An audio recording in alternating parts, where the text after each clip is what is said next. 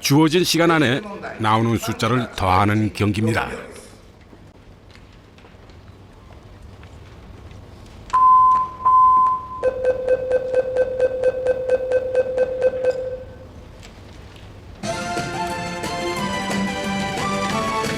답을 쓴 사람들이 이렇게나 많다니요. 1.85 です。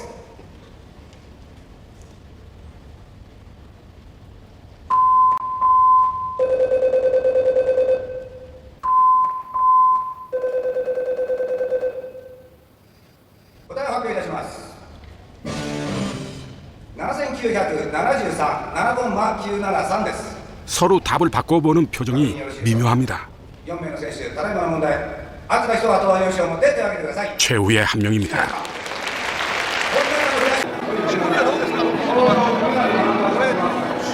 一緒です。もう見た数字をそのままそろばんが頭入って一個一個足していってるだけです。特殊な方法は一切ないです。はいです。それで瞬間的に数字がそのままそろばんの玉に移ってもうそれを瞬間的に足していくような感じですね。はい。 236. 여기에 계속 수를 더해 간다는 거죠? 머릿속에 이런 주판이 하나 들어있단 말이네요. 12억 인구에 3억이 넘는 신이 사는 나라. 이 학교의 학생들은 브라만입니다. 엄격한 신분제도, 카스트가 있는 나라. 브라만은 최상위 계급인 승려 계급입니다. 이 학교는 다른 학교와는 다른 특징이 있습니다. 책이 없습니다. 모든 지식은 입에서 입으로 전해집니다.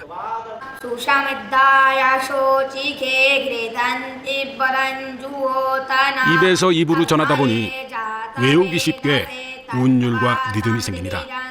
간편하고 아름다워집니다. 고대 이집트의 실생활 관련 문제. 여기에 당시 쓰던 숫자가 있습니다.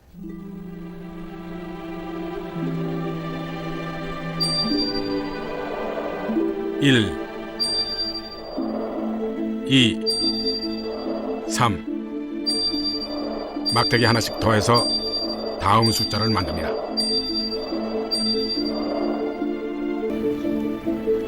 큰 숫자를 써야 할 때도 있습니다. 그때마다 새로 만들어 썼습니다.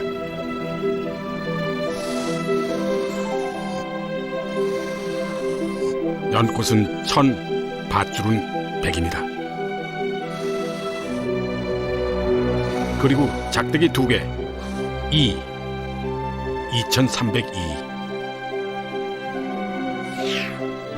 순서를 바꿔도 여전히 2302입니다.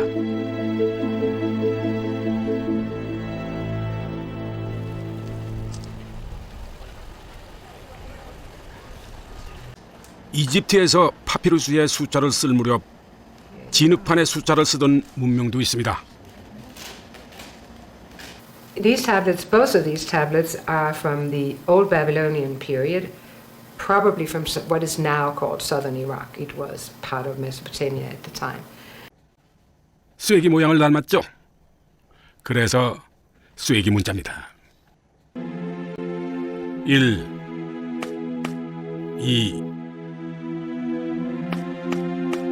3.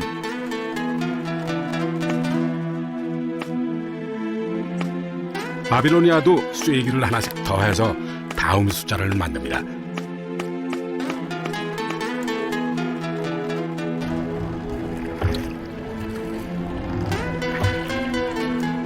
입에서 입으로 전해진 이 나라에서 숫자는 어떻게 생겼을까요?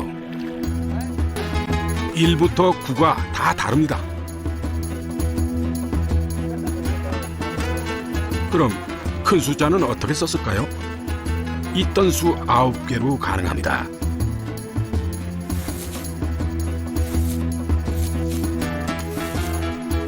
(9439) 자리가 달라도 같은 숫자를 씁니다. 한 수학자, 그가 영의 가치를 알아봅니다.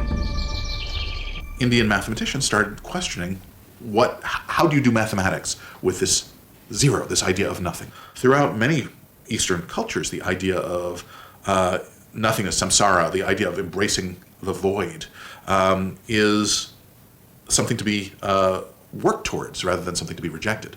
And so I think that the philosophical embrace of the void in the East made it easier for mathematicians to realize that nothingness, zero, was actually something that had value, that it was a mathematical concept that you could actually work with and use. 수학자가 생각하는 무란 어떤 것일까요? 없음과 있음, 정반대의 두 가지가 영에서 만납니다. 브라마굽타는 영을 1과 2 같은 숫자처럼 다룹니다. 0으로 더하기도 하고 빼기도 하는 거죠. 재산에서 0을 더하면 재산입니다. 재산에서 재산을 빼면 0입니다. 0은 인도를 떠나 아라비아를 거쳐 유럽으로 옵니다. 로마 교회가 유럽을 지배하고 있었죠. 문자를 숫자로 썼습니다. 1612입니다. 단위마다 다른 문자를 썼습니다. 아주 이상하게 생긴 모양. 아라비아 숫자로 부르게 된 9개의 숫자와 0입니다. 이교도 학문에 빠졌던 제르베로 도리악. 그는 나중에 139대 교황이 됩니다. 로마에 있는 성당 가운데 가장 오래된 성당입니다.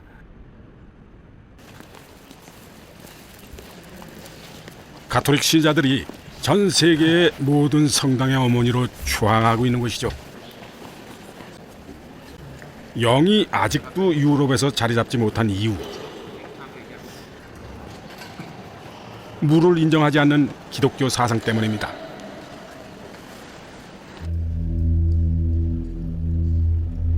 제르베로 도리악, 실베스테르 2세의 무덤이 한켠에 있습니다.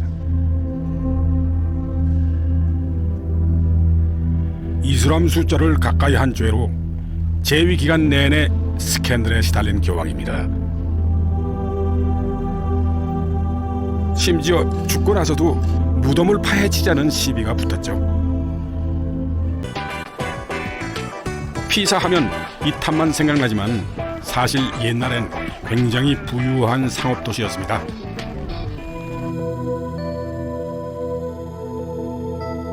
(13세기쯤) 인도 아라비아 숫자는 이 도시에서 또 한 사람을 만납니다.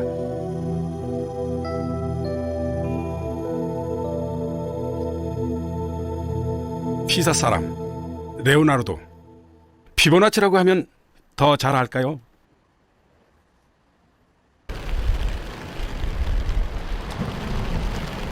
피사는 바닷길이 있어 일찍이 교통의 요지였습니다.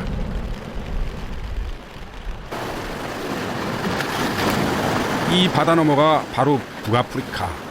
2, 3일 뒤면 북아프리카에 닿았습니다. 여기는 대부분이 이슬람 종교입니다. 피보나치가 왔을 때도 그랬죠. 영과 아라비아 숫자도 이미 들어와 있었습니다. 그렇다고 사람들이 금세 새로운 숫자를 받아들이진 않았습니다.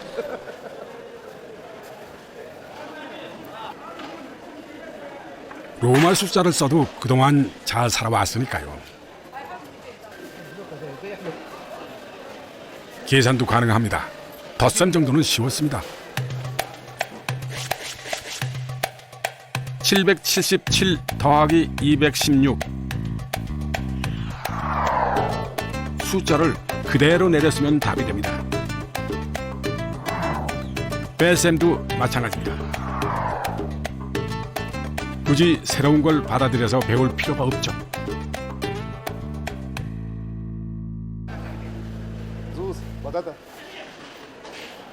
하지만 이제 밝고 수를 잘 알았던 한 장사꾼의 눈엔 이 새로운 숫자가 보입니다.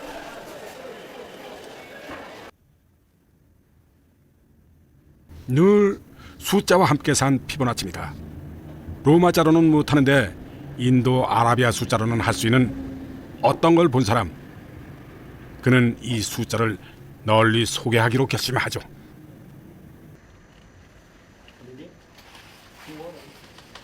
(800년) 가까이 된 책입니다.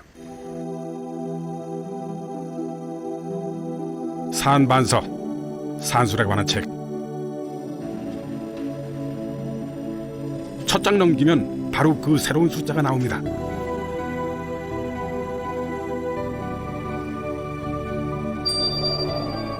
(1부터) (9) 그리고 (0). 이것만 있으면 어떤 큰 수도 표현할 수 있다고 합니다. 새로운 문자를 만들 필요도 없죠. 산반서는 천천히 유럽에 퍼집니다. 인쇄술이 느렸던 때죠. 책 내용도 어렵고요. 당시 주파는 전문가들이 독점하고 있었습니다. 당대의 지식인들, 이들은 아라비아 숫자가 퍼지는 게 싫었습니다.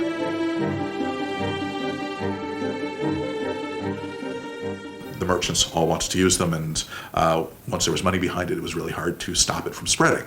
And so once the merchants started using Arabic numerals, it spread north through Germany and out through the rest of Europe, and it completely replaced Roman numeration within a few centuries. 아라비아 숫자가 유럽에 정착하기까지 무려 800년이 걸립니다. 일반인들까지 아라비아 숫자를 접하게 된 건 인쇄 기술 덕분입니다. 종이가 싸지면서 숫자도 퍼져나갑니다.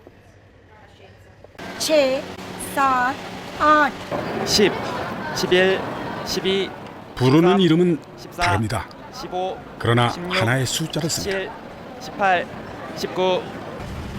다른 언어로 같은 생각을 합니다. 수학만 그럴 수 있습니다.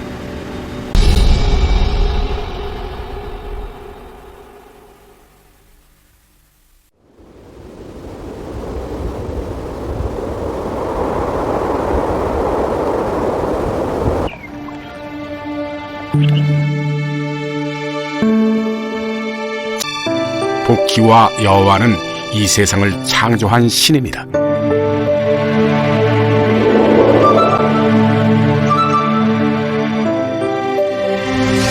해, 달, 별도 함께 만든 이 신들은 손에 뭘 들고 있는데 복희가 든 건 곡촉, 자입니다.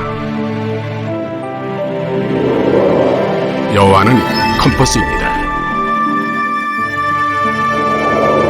이 창조신들은 왜 하필 자와 컴퍼스를 들고 있는 걸까요?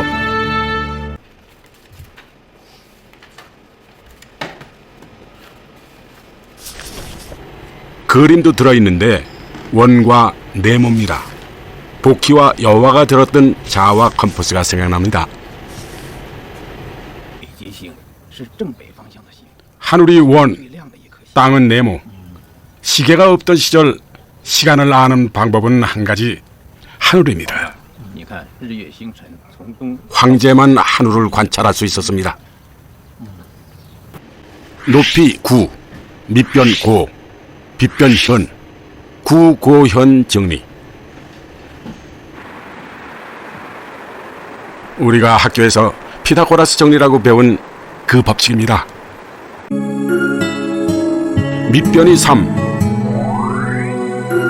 높이가 4인 직각 삼각형이 있습니다. 이 삼각형은 가로가 3이고 세로가 4인 직사각형의 절반입니다. 그 면적은 3, 4, 12의 반, 6이죠.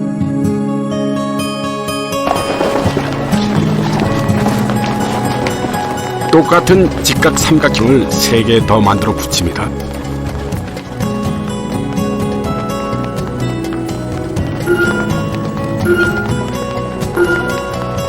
이렇게 정사각형을 만들었습니다. 면적은 얼마일까요?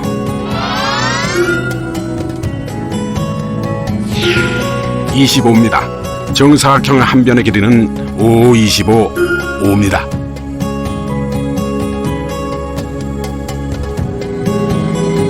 밑변 3, 높이 4.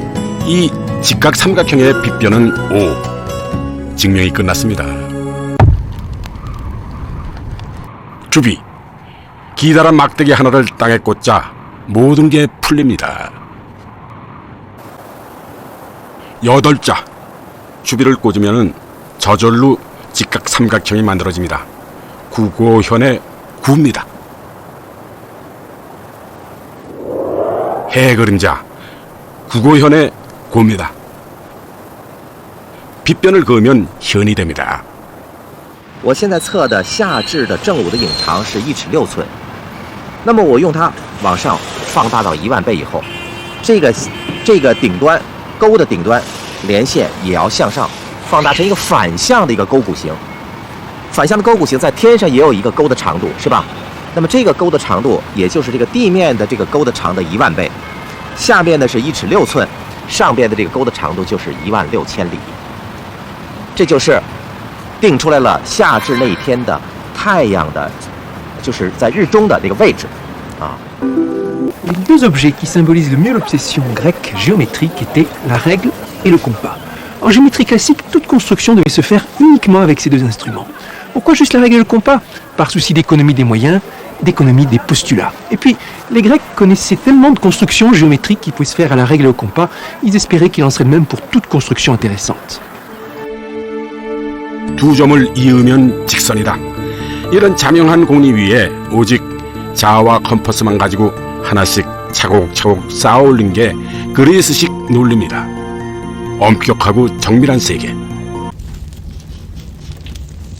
불경죄로 감옥에 갇혔으면서도 아낙사고라스는 그 수학 문제를 풀고 있습니다. 하늘은 원이고 땅은 네모라고 생각하는 사람이 빠질 만한 문제입니다.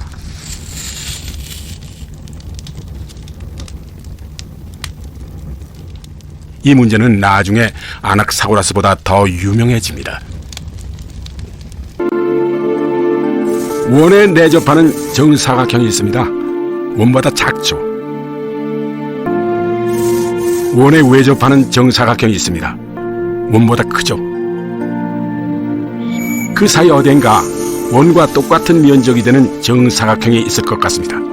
이걸 작도하는 게 원정 문제입니다.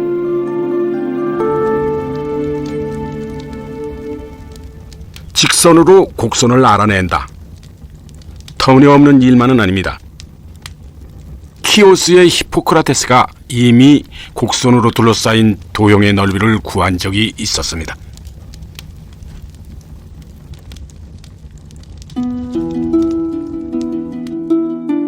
일명 히포크라테스의 초승달.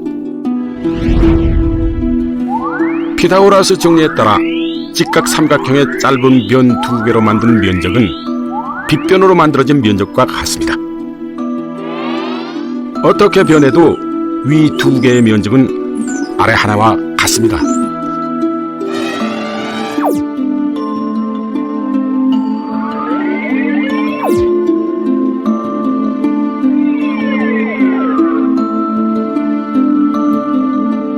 아래 반달은 나머지 두 반달을 더한 것과 같습니다. 아래 반달을 위로 올립니다. 겹친 부분을 뺍니다. 반달에 남은 부분은 크기가 직각 삼각형과 같습니다.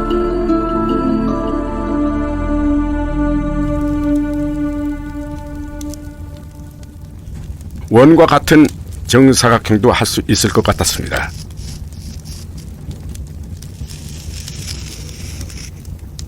이 문제가 2000년 넘게 안 풀릴 줄은 아무도 몰랐죠.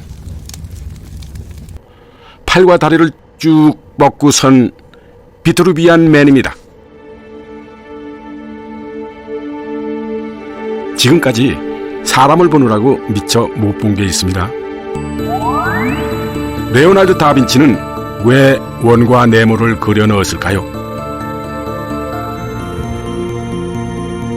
그림 상단에 메모가 있습니다. 레오나르도 다빈치는 글자를 반대로 써서 거울에 비춰봐야 읽을 수가 있습니다. 하늘의 중심, 배꼽을 중심으로 우원을 그렸습니다. 다음은 땅의 중심, 네모를 그릴 때의 중심은 배꼽이 아니라 성기였습니다. 두 사람을 겹쳤더니 중심이 맞지 않았습니다. 정사각형을 약간 내렸습니다. 르네상스의 인간형 비트루비안 맨은 이렇게 탄생합니다. 수학자의 도움을 받기도 하면서 2000년간 내려온 문제에 도전했습니다. 이 문서의 귀퉁이에는 이런 글귀가 적혀 있습니다.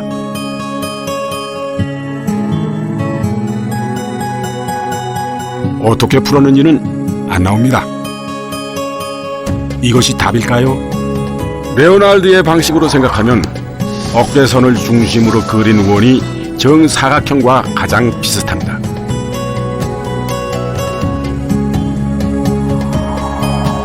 후대 학자들이 면적을 재봤습니다. 원은 153.94, 정사각형은 153.51.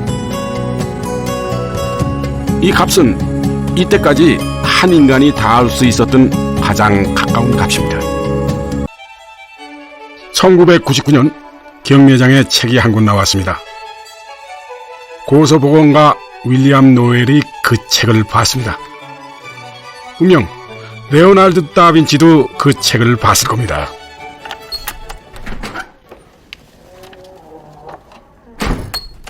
Yeah, it was unlike any other book I'd ever seen. It was just in terrible condition, and I couldn't begin to read it.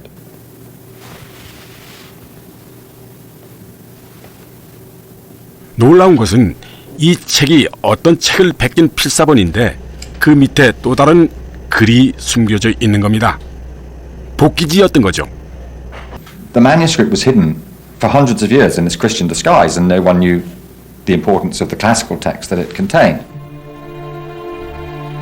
서기 940년 한 수도승이 자신이 아끼던 책 한 권을 손으로 베꼈습니다.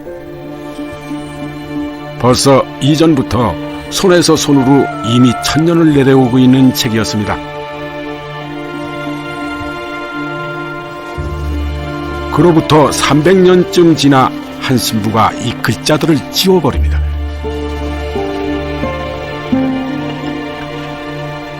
그리고 그 위에 자신이 좋아하는 기도문을 옮겨 적습니다.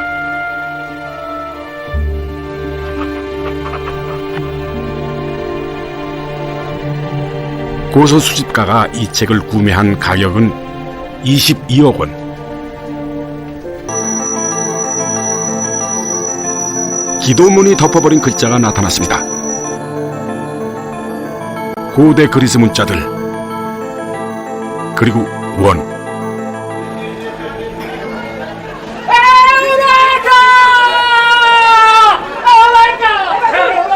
아르키메데스, 논문을 쓴 사람입니다. 아르키메데스는 여기 시칠리아의 시라쿠사에서 태어나 활동했습니다.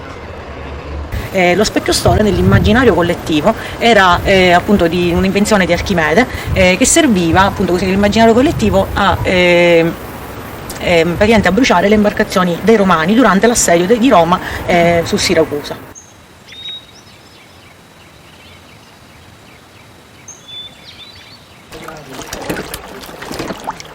이집트 유학 중에 만든 나선식 펌프입니다. 낮은 곳에서 물을 끌어올리는 기구로 농사 지을 때 유용하죠. 변방의 이 과학자는 자와 컴퍼스로 논리를 따지는 대신 직접 재고 만들었습니다.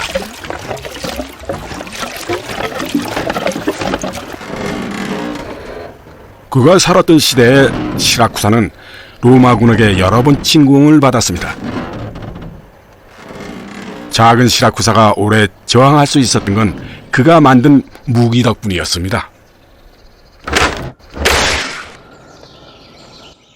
Archimedes was he was ahead of his time by millennia. He was probably the greatest physicist and the greatest mathematician of the ancient world. I think of him primarily as a mathematician because he was interested in all sorts of mathematical quandaries, like what is pi? 아낙사고라스가 처음 문제를 낸 이후 원정 문제는 여전히 인기가 좋았습니다.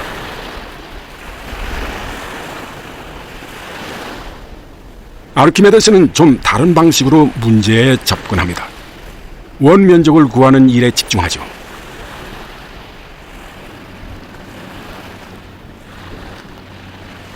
그리스 중심에서 멀리 떨어져서인지 그에겐 자와 컴퍼스에 대한 강박이 없었습니다.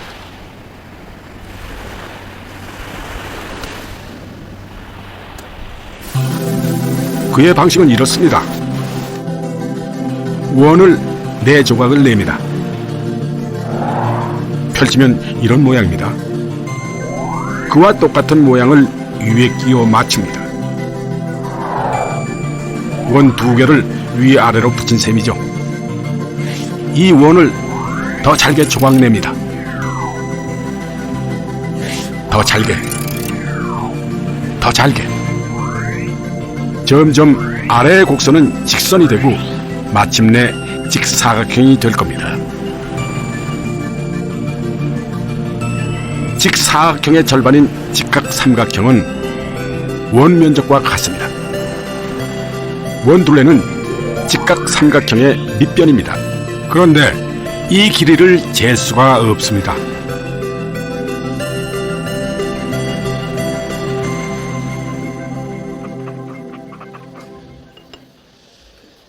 원의 문제를 직각삼각형의 문제로 바꾼 것은 획기적인 아이디어입니다. 그래도 길이는 알 수가 없습니다. So Archimedes took a polygon that was smaller than the circle and a polygon that was larger than the circle, and he squeezed the circle between the two. 뭘 하나 생각하면은 벌거벗고 길거리에 나가는 사람입니다.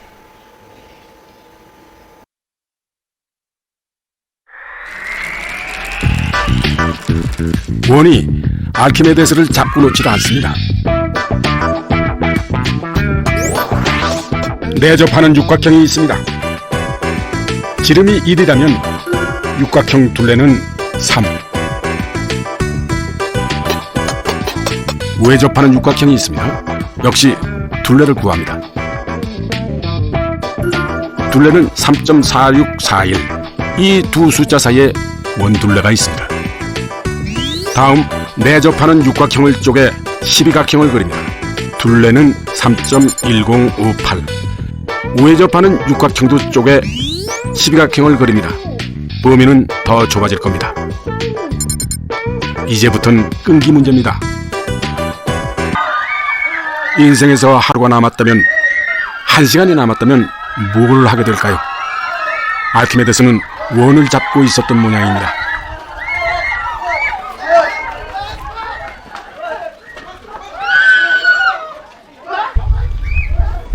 Leva i piedi dal mio cerchio. 죽은 지 2000년이 넘었는데 이름만으로 여전히 이슈가 됩니다. 그가 그린 원은 어떻게 됐을까요? 후대 사람들은 계속해서 아르키메데스의 방식대로 파이 값을 구했습니다.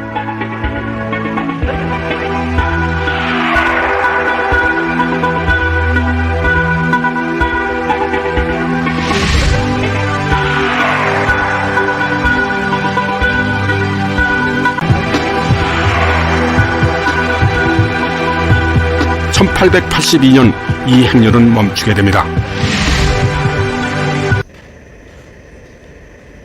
파이는 방정식의 답도 될 수 없고 무한하게 계속되는 수라는 게 밝혀집니다. 원정 문제는 풀 수 없는 불가능의 문제였습니다. 인간의 힘으로는 결코 닿을 수 없는 존재, 파이입니다.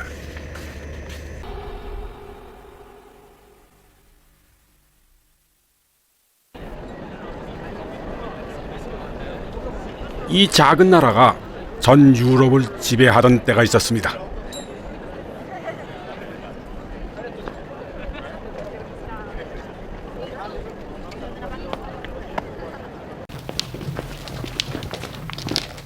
20세기 말 교황청은 400여 년간 비밀로 묻어둔 문서 하나를 공개합니다. Galileus de Galileis Florentinus, de quo alias, cui delato juramento veritatis dicende, qui tactis etc., prestitit fuit interrogatus.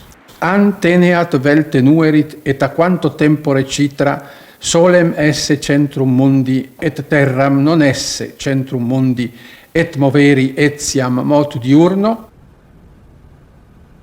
갈릴레오는 이전에도 지금도 그 생각에 동조하지 않는다고 말합니다.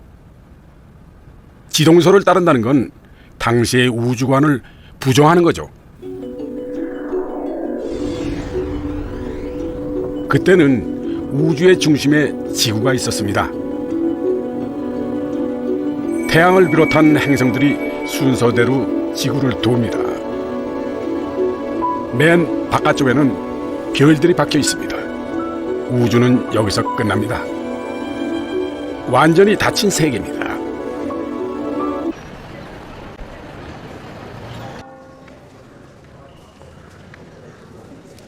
모든 천체는 주인인 지구를 따라 움직인다. 천동설은 신과 인간을 설명하기에도 좋았습니다. 그런 세계관은 그림에도 드러납니다.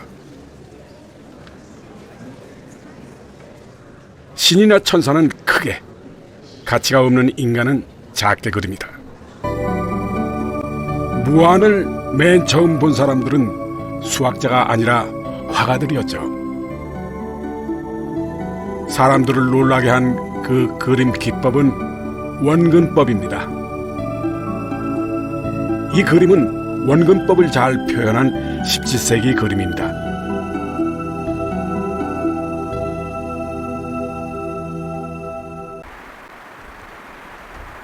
이 3차원 공간을 2차원 평면에 어떻게 옮길 수 있을까요?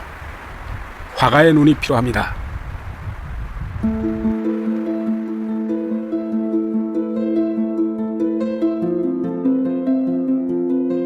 풍경 앞에 그림판을 세웁니다. 화가가 공간 속에 어떤 지점을 봅니다.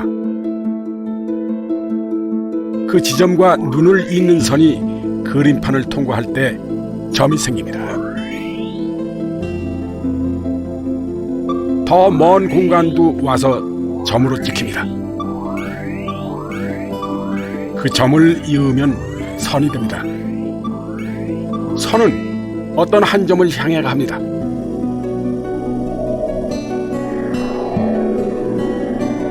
끝없이 계속되는 두 개의 선이 모인 점. 그림 속에 있던 점이 현실엔 없습니다. 저 길은 평행하기 때문입니다.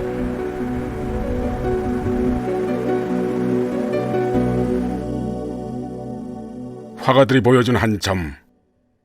저기에 무한이 있습니다. 들어가 볼까요?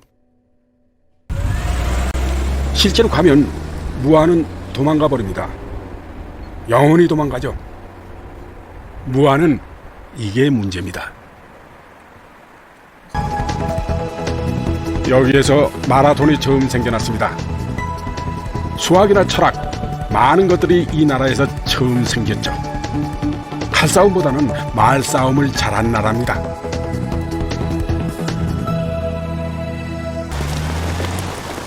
한 발 한 발 순간을 건너야 경기가 끝납니다. 그 순간을 잡아볼까요? 순간. 이 순간이 정말 순간일까요? 이 순간을 쪼개고 쪼개면은 그때 순간은 또 뭘까요?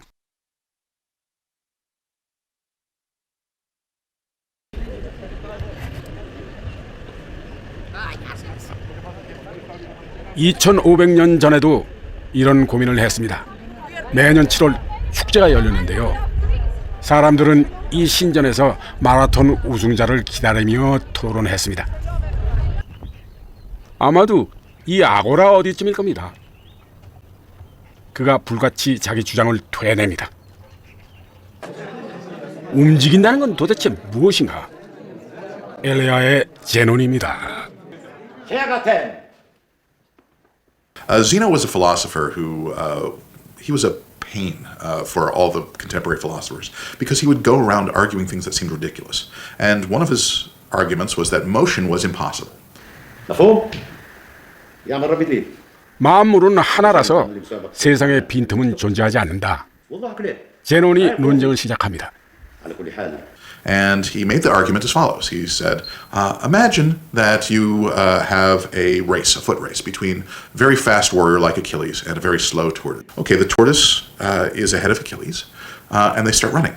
Eventually, Achilles will catch up to where the tortoise was. 아킬레우스가 거북이를 따라잡으려고 합니다. 그런데 거북이도 그동안에 더 갑니다. 아킬레우스가 또 따라가면 거북이는 가만히 있나요? 이런 식이라면 영원히 못 따라잡습니다.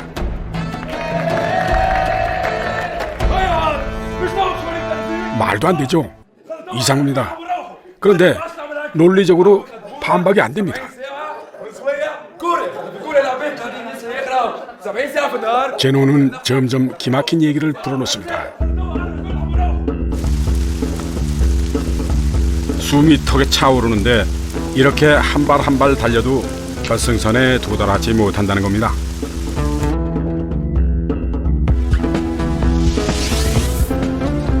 이 선수가 저기 하얀 선까지 가려면 중간까지는 가야 합니다. 거기까지 가려면 또 중간까지 가야 합니다.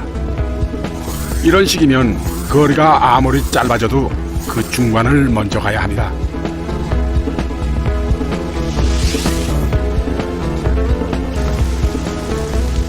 움직임이 불가능합니다. 순간을 쪼개서 계속 들어가 보면 그 안에 무한이 있습니다. Greeks were scratching their heads because they had these infinite parts and they couldn't put them together and figure out that this actually means something. Once they saw there were infinite things, they threw their hands up and said, it's meaningless. 이 집에 온 건 종교 재판을 받고 1년 만입니다. 계속 집으로 보내달라고 사정했는데 교회가 들어주지 않았죠. 아리스토텔레스도 고민했던 이상한 바퀴 얘기입니다. 큰 바퀴 안에 작은 바퀴가 있습니다. 작은 바퀴 둘레는 큰 바퀴보다 작습니다. 당연히.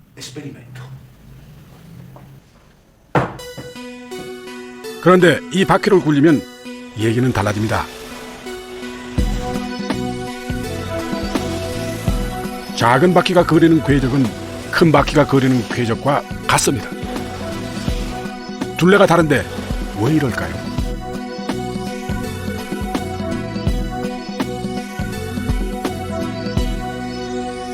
눈으로 봤는데도 안 믿어집니다.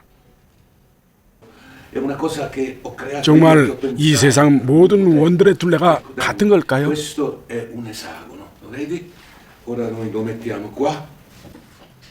갈릴레오는 이 역설을 육각형 바퀴로 설명합니다. 큰 육각형 바퀴가 구를 때 작은 육각형 바퀴는 땅에 밀착하지 않습니다. 점프합니다.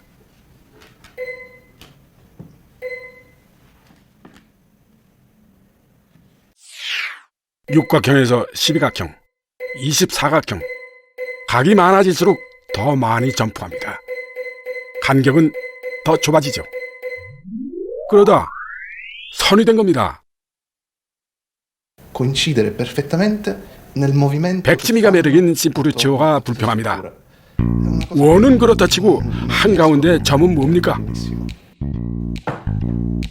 심프루치오의 질문은 이겁니다.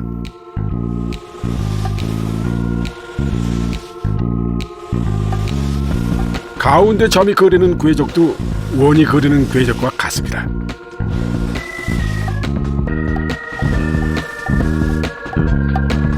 점과 선이 같다니.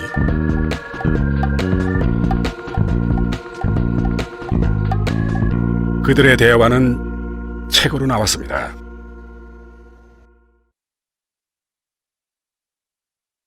큰 원과 작은 원이 같은 궤적을 그린다는 얘기. 그리고 점과 선이 같다는 얘기에 심프리치오는 당연히 이런 질문을 던지죠.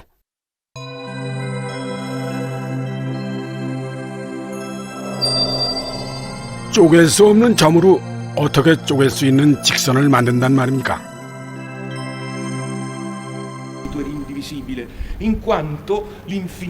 선은 정해진 길이가 있습니다. 유한하죠. 선은 점이 무한히 모여서 만듭니다. 무한한 점들이 어떻게 유한한 선을 만드는가?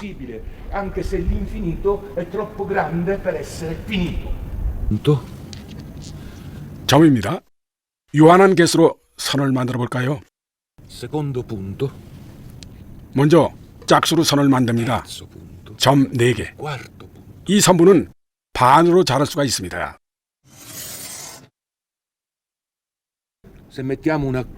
홀수로 선을 만들면 어떻게 될까요? 점은 쪼갤 수 없는 것이니 반으로 안 잘라집니다. 선을 만들려면 점이 무한개 있어야 하는 거죠. 그런데 긴 선분에 무한개의 점이 있습니다. 짧은 선에도 무한개의 점이 있습니다. 어떤 무한이 더 큰가?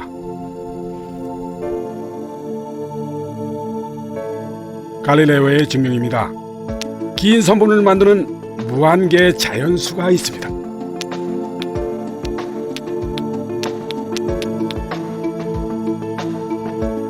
그 중에 짝수만 꺼내 짧은 선분을 만듭니다.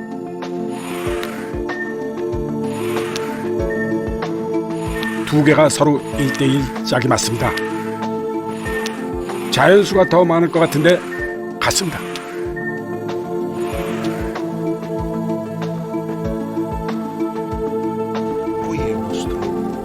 큰 것은 너무 커서 또 작은 것은 너무 작아서 무한은 정말 이상합니다.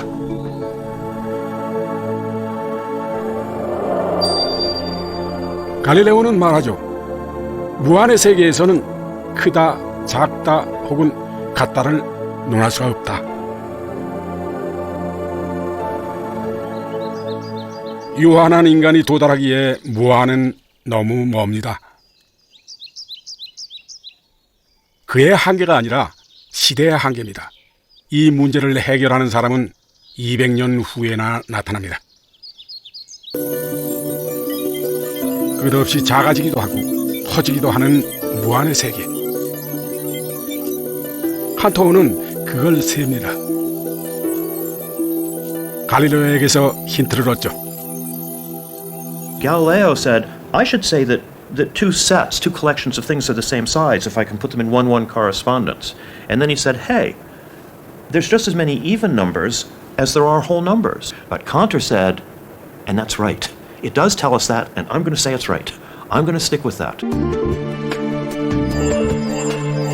자연수는 끝없이 계속되는 무한 집합입니다.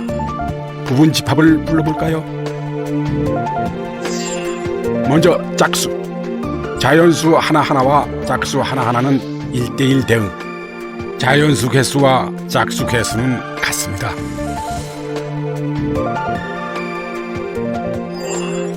홀수는 어떨까요? 자연수와 홀수도 개수가 같습니다. Infinite sets, there's infinitely many infinite sets. And that started a whole big field of research. But he's just pursuing this idea of one-to-one correspondence. He's saying no matter how weird the results look, I'm going to say two sets are the same size if I can set up a one-to-one correspondence. And it worked. It produced this beautiful theory. 시내에 그 아름다운 이론을 기록해 놓은 기념비가 있습니다. 칸토어는 분수를 세기로 합니다. 분수도 차례대로 줄만 세우면 자연수와 비교를 할 수가 있죠. 먼저 분자가 1인 분수들을 나열합니다. 끝없이 계속되죠.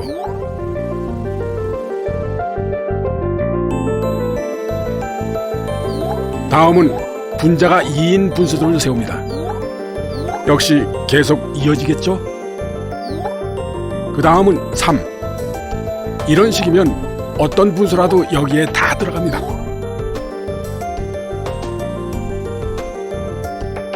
이것들을 순서대로 줄 세우기, 이 화살표가 답입니다. 무질서해 보이던 무한개의 분수가 일렬로 줄을 섰습니다.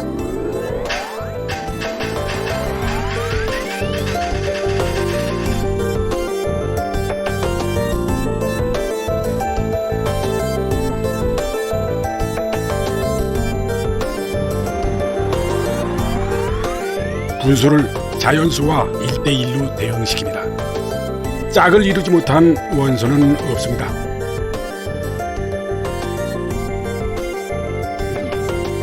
자연수의 집합과 분수의 집합, 크기가 같습니다.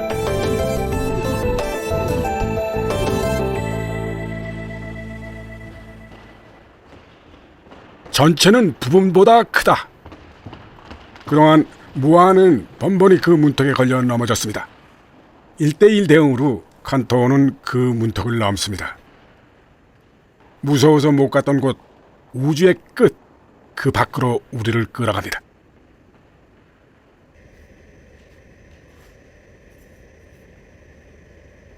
칸토는 이 논문이 닫힌 세계의 문을 열 거라고 확신합니다.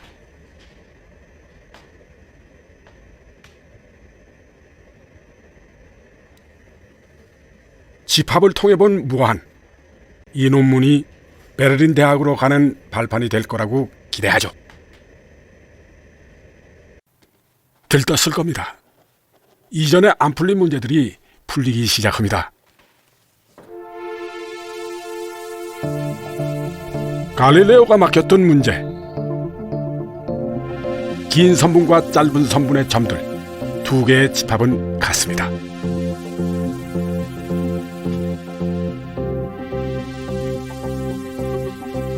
정사각형 안에 있는 무한개의 점들과 직선 위에 있는 무한개의 점들도 같습니다. 이 이파리 위의 점들이 지구 전체의 점들과 같습니다. 논문은 받아들여지지 않았습니다. 칼처럼 날카로운 신경을 가지고 그는 이제 실수에 도전합니다. 유리수, 무리수, 초월수를 포함한 더 큰 집합, 실수를 줄 세워봅니다. 셀 수가 없습니다. 그것은 불가산의 세계. 어떤 방법을 동원해도 실수는 셀 수 없다는 것을 증명합니다. 무한에도 크기가 있었습니다.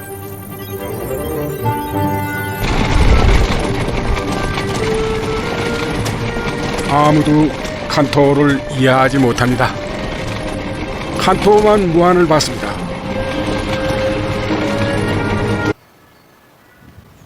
무한은 더 위대해졌습니다. 가장 큰 것과 가장 작은 것이 만나는 우주. 칸토의 수학 없이는 풀 수 없습니다.